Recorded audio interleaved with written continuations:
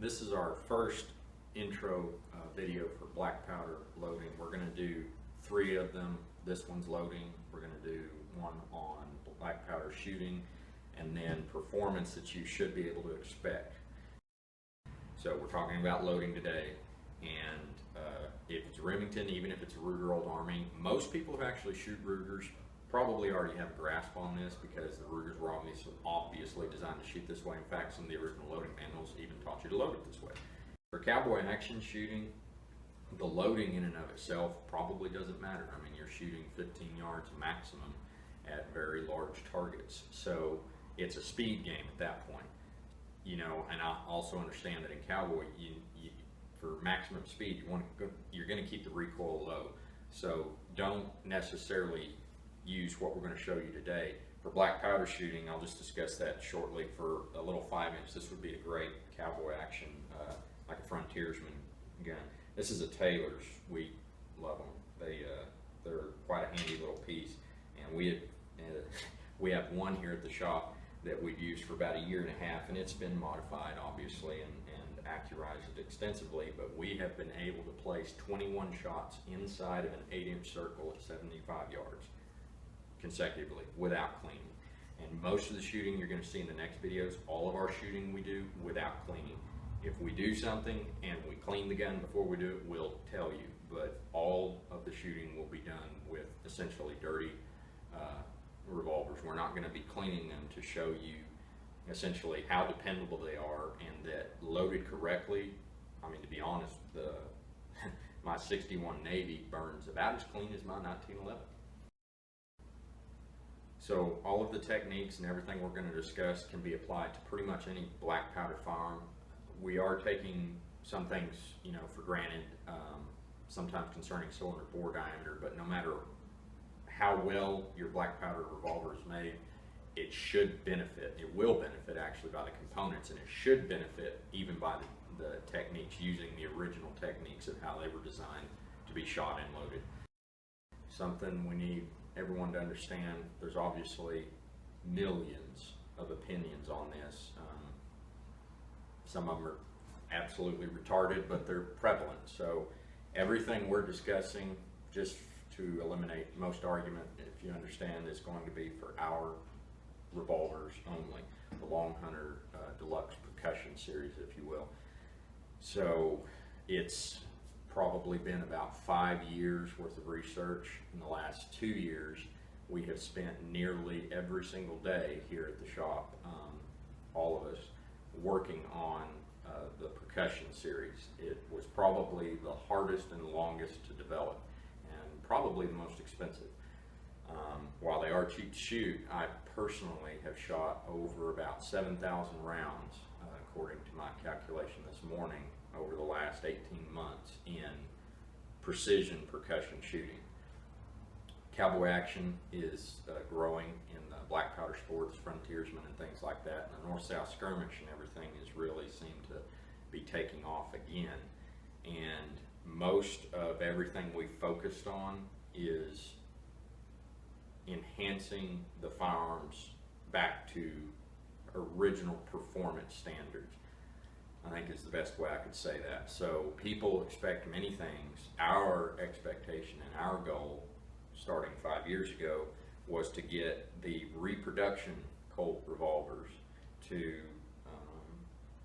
the level of expertise or potential and the level of accuracy, dependability, and repeatability that the old writings, which I understand many of them were probably exaggerated, but from what people seemed to expect from them back in the day. So we've built these for cowboy action as well as precision shooting, but the predominant focus on them has been speed and precision, both. And everything, a lot of the things that we did to the guns and everything that we're talking about loading, everything on the loading end is actually the way the guns were designed to be loaded. So most people don't know this, but there is actually a difference even among the Colt revolvers and in the Remingtons, how they were designed in the day to be loaded. So this is a little 51, for instance.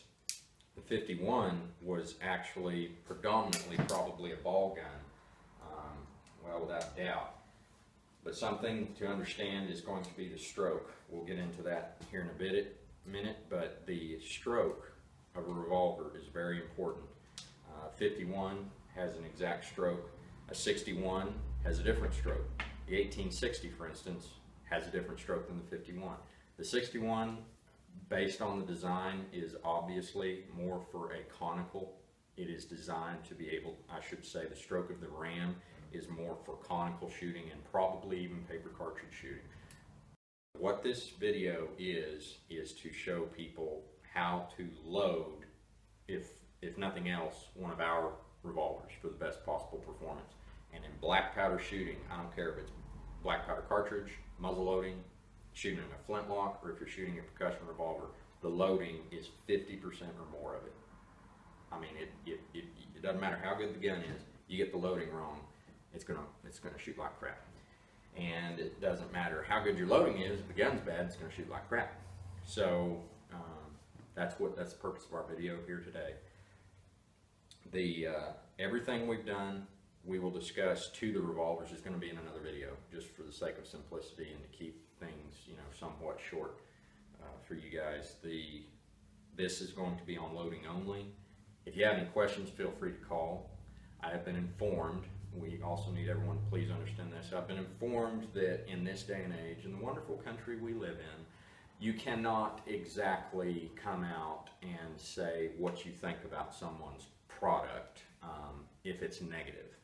So we will not be saying anything about, I'm speaking of components here, saying anything about, what to not use, because I've been informed as a professional company, we actually can't do that. But what we can tell you is that if a component for loading black powder revolvers is not in this video, that is a statement in and of itself. We just need you to understand that. That'll just make it cut and dry. So everything you see here is what we believe to be the best components to get the best possible performance out of the Long Hunter Deluxe Percussion Series. We also believe they're the best components for any kind of percussion revolver shooting.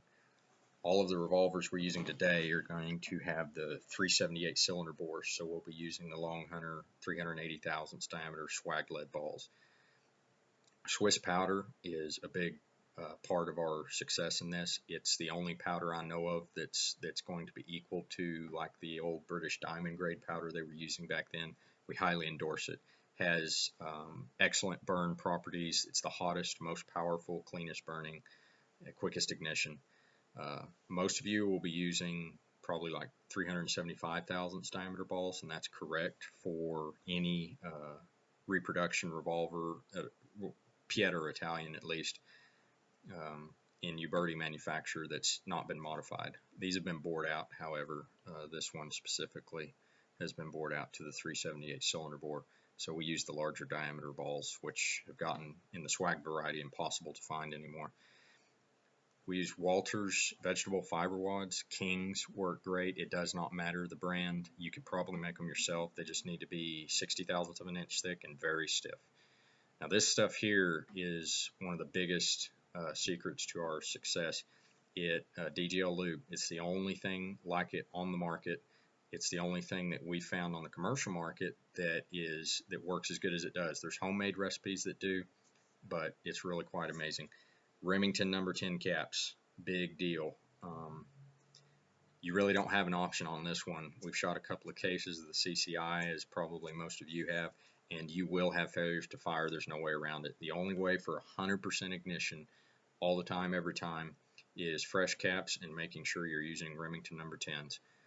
So we've shot about 5,000 or 6,000 rounds of the Remingtons without a single hiccup, misfire, or delay. Good caps are an absolute must, and there may be others out there that work equally as well, but the Remingtons we like the best. Something else that you need to understand in black powder shooting of any kind, I don't care if it's black powder cartridge, percussion revolvers, silhouette shooting, anytime you're loading black powder, you load for the compression, not the charge. Now in modern, loading or reloading smokeless powder in a cartridge, you sort of get to decide, well, what charge do I want to use? In black powder shooting, not necessarily. You load for the compression. That's why nearly every discipline of shooting uses a volumetric measuring system rather than weight. Weight can be the most accurate, but only in its relation to the compression. So in other words, if you need more compression, you're going to add a few more grains. If you need less compression, you're going to take some out. So in this style of shooting, and in every single percussion revolver designed in the 19th century, this cylinder, even on the reproductions, which on the cylinders very closely mimic the originals, this cylinder, this length right here, is this length, exactly this length, for a reason. They didn't just pull it out of their hat. It's that length to hold a certain charge in a certain size ball with a wad, or the lack thereof. So for instance, you could, with reasonable accuracy, by omitting your lube and your wad, your revolver would run very dirty and would cease to really function accurately after a couple of cylinders or less. But if you omit the lube and the wad, well, you've got more room, so you can put in more powder and have the same compression. So it's the compression that you're going after. That's why when you put a conical in, you know, for instance, we use 24 grains, either 21 or 24 grains, depending on the model. On a 61, 24 shoots great. On the 51 models, 21 grains is probably one of the most accurate charges, but if you're very careful in how you load the 24, it also works good, and it gives you really good speed. So these are the 3 powders over the last 5 years out of the 20-something available substitutes and quote-unquote real black powders that are available to the American market that we could get 100% repeatable and dependable and really accurate performance out of. And while you can essentially, through a series of tricks and holding your mouth just right and doing a lot of other weird things, get an accurate load for maybe 6 shots out of a revolver, it's something else to be able to shoot 80 shots out of your revolver without cleaning it and still be able to keep all of your shots in a 6-inch circle at 50 yards and the revolver not gum up. And these are the only powders that you can do that with. The Swiss is obviously the absolute best. It is the second best is the Schützen. Either one of them works great, but the Schützen is not as hot as the Swiss. Now, something needs to be pointed out here is that there is a big difference between European powders and American black powder.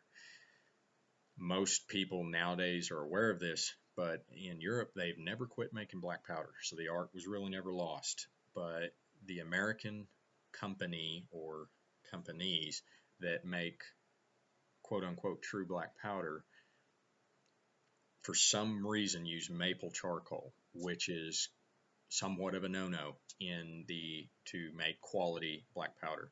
You need alder, and then the European powders are also spiced with hazelnut or pea charcoal. You wouldn't believe the kick that gives them. I have no clue what it is that they put in the Swiss, but it must be similar to what a lot of the old books talk about, the British diamond grade powder. It was more expensive, but there was nothing like it. Now, the American Pioneer on the right here is the closest thing to fouling and burning like real black powder and giving you accurate and repeatable results. It also is very clean burning, as are all 3 of these. The Schützen nor the Gymshark Gold are near as hot as the Swiss. On a 7.5-inch Colt Navy revolver in a 36 caliber, you will get and this data is from a 378 bore long hunter pistol. You will get 250 feet per second at least out of the Swiss powder over any of the other 2. So a 24 grain charge of Schützen will give you around 850 feet per second out of that 7.5-inch barrel. The Swiss will actually give you, on average, 1075 to 1100 feet per second. So it is not just a little bit of difference, it's a big difference. And that might not necessarily be conducive for cowboy, but it is much more accurate, it burns hotter, it burns cleaner. And so for distance and precision shooting, it's second to none. The Schutzen can be comparable in it to performance, but you have to use about another 6 grains in order to get your speed up there. And it also does tend to burn just a little bit cleaner when you get it up and running hot. Schutzen powder is a little bit colder burning, it seems, than the Swiss. Here in the States, they are essentially owned by the same company. In other words, Schutzen imports Swiss powder. But my understanding in talking with the manufacturers is that Swiss powder, or Schutzen powder, I should say, is not taken to the level of refinement that the Swiss is. And the biggest part of premium grade black powder is in the refining process. There's about $5 per pound difference in the price. But if you're actually shooting speed for speed, we found that it comes out to the penny costing the same amount when you take into account that you have to use 30 grains of Schutzen to get the same speed and performance that you would get out of the Swiss. But for cowboy action and those wanting a lighter charge and things, the Schutzen probably makes a lot more sense, so it definitely has a place. In the day, there were a lot of powders that had colder burning properties, and you could order them much like we do our modern powders, and they were used sometimes by reloaders in an attempt to make express cartridges shoot accurately. And it works great for working up a reduced load because volume for volume, it's essentially already is a reduced load. The Swiss, an interesting note is that a 24 grain charge of Swiss actually only weighs 22 grains. 24 grain charge of Schutzen actually weighs 24. So the Swiss is a lighter powder in spite of the fact it's more powerful. This is a little drop sheet here of the American Pioneer, Schutzen, and the Swiss. Now, the American Pioneer really closely resembles probably most of the substitutes that you're used to seeing. As far as the grind, there obviously are some that are finer, but the biggest thing you'll notice right off the bat is how much finer, all of these are 3FG powders, how much finer the European powders are. They're quite similar to each other, but the Swiss is absolutely the finest. You can also notice here a metallic reflective substance on the Swiss powder, which is at the top here. That's graphite. It is coated in graphite as part of the refinement process. It also makes it much more expensive. The Schutzen actually has a slight amount of graphite, but it has not been tumbled, if you will, and the hard, sharp points rounded off like the Swiss has. So what that does for you is, despite adding to the price of it, is it makes it settle in to the case or to the chamber much more evenly. All the granules slip in, and it makes a very dense load. It makes the powder very dense in and of itself. So the Schutzen, you can notice it has sharper points on each individual grind than the Swiss powder does up at the top here. The American Pioneer here on the left is a very coarse, what is that, like 5 times coarser than the European powders. Something to note that in Europe, just like back then, the powder is actually not ground to a particular size like most of the substitutes or powder in the US is. It's actually manufactured, rolled, tumbled, coated, and treated, and then sifted to size. So a lot of times what that means is being sifted rather than ground, you get a much more even, every granule be much more consistently the same size compared to the American Pioneer, which you find every single grind in between something that would be considered artillery grade, if not more. Now the wads we use are the vegetable fiber wads.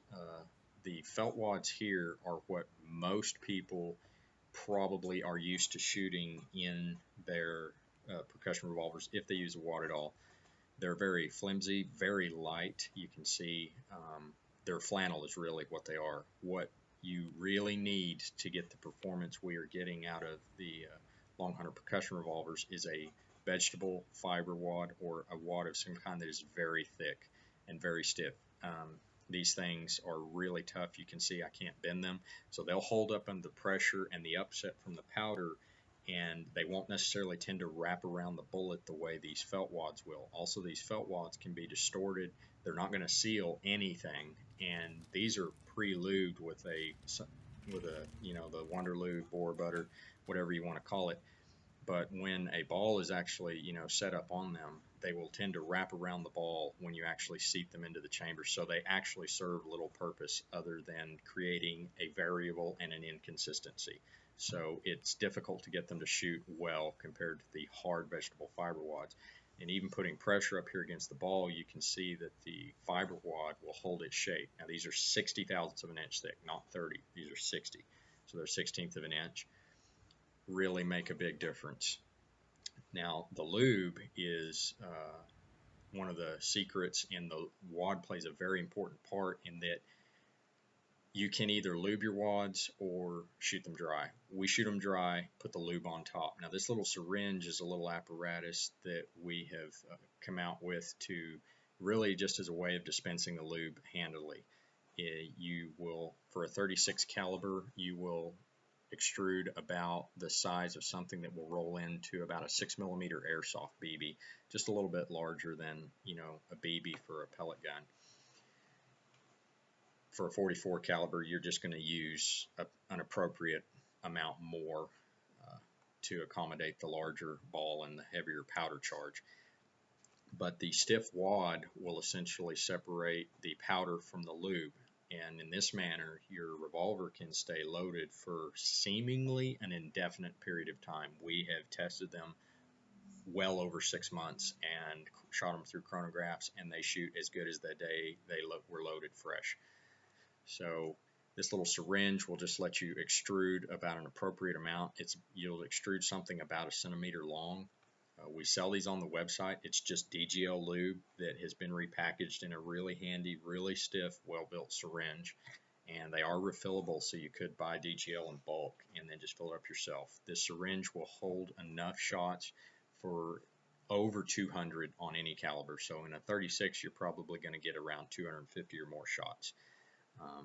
And it's just something that we use as a really handy way to dispense it. That's why the syringe. We get that question a lot. So I'm going to do a 51 Navy first. They load differently than the 61s. They're probably the two greatest differences, so I'll show you how to load both of those. The 1860 is loaded much in the manner that the 61 is. They are later series revolvers, and they were designed to be loaded differently. So on the 51, you're going to you're going to charge it.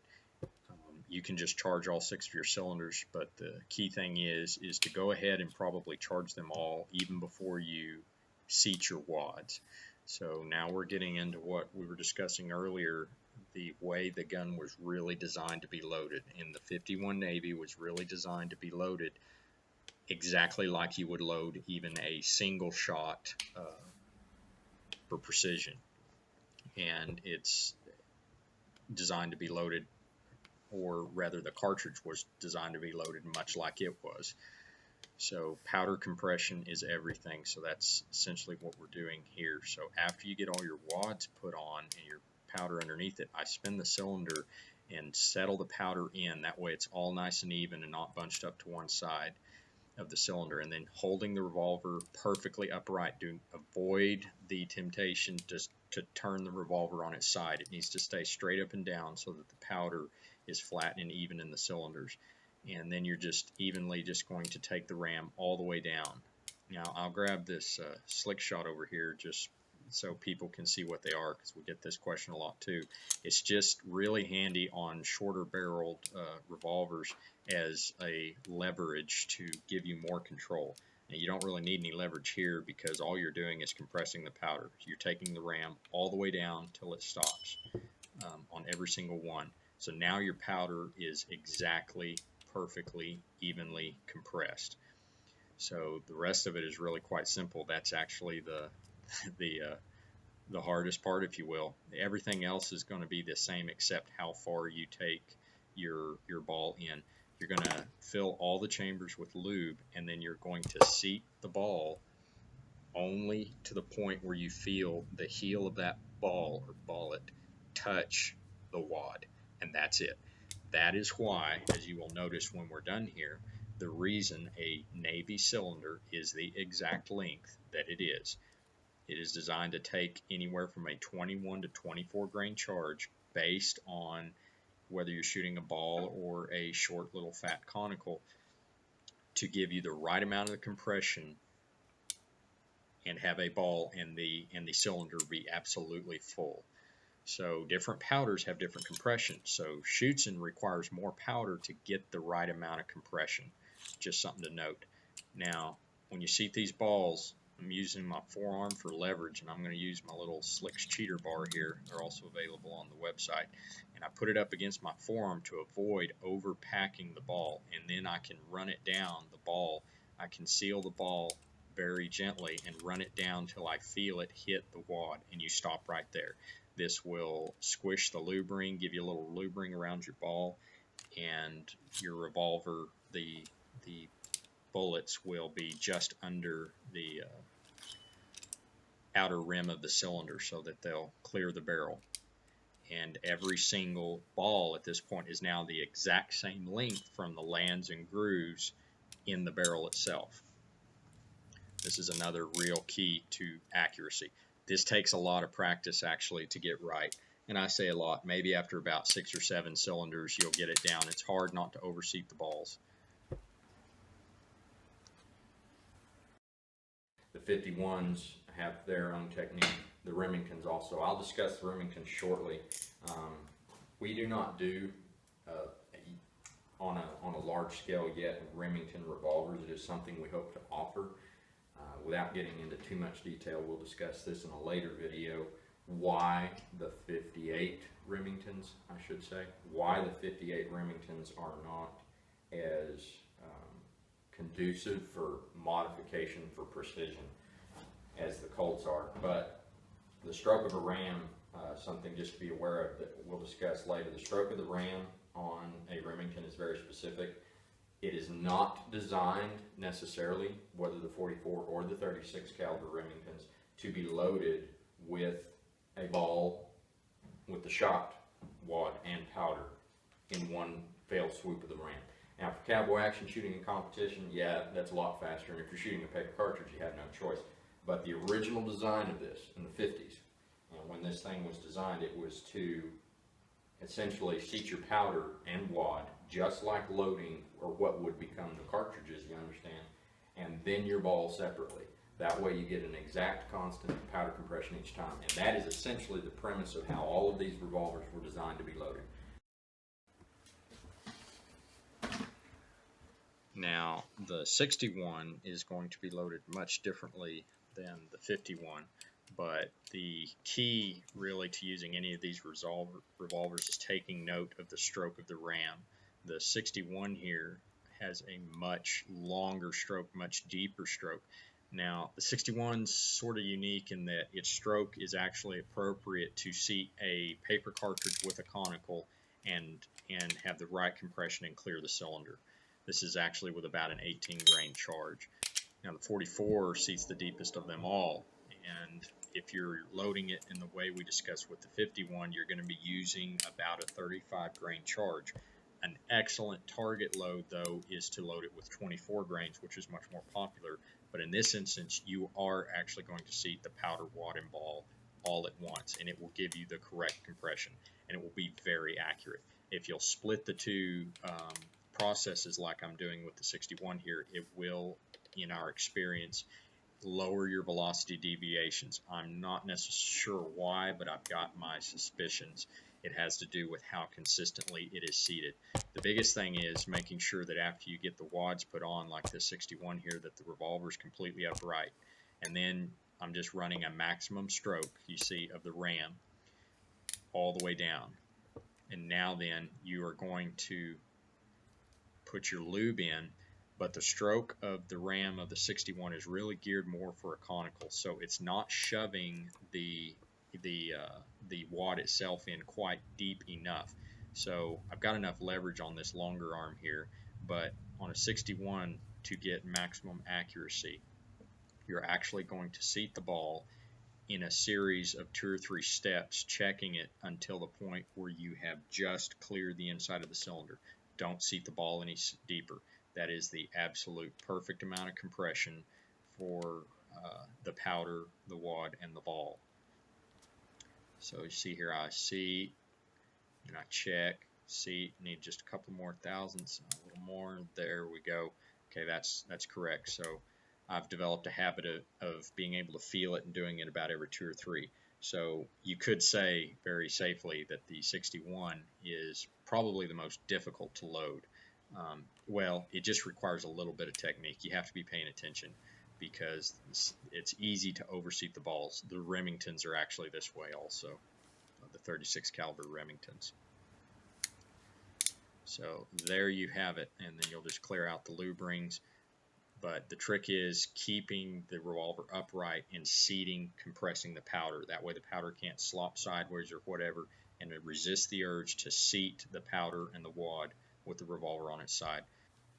Now on an 1860, you're going to use a 24 grain charge if you seat after you're going to seat your loaded like the 61, and then you're going to use a full stroke of the ram on the ball as well.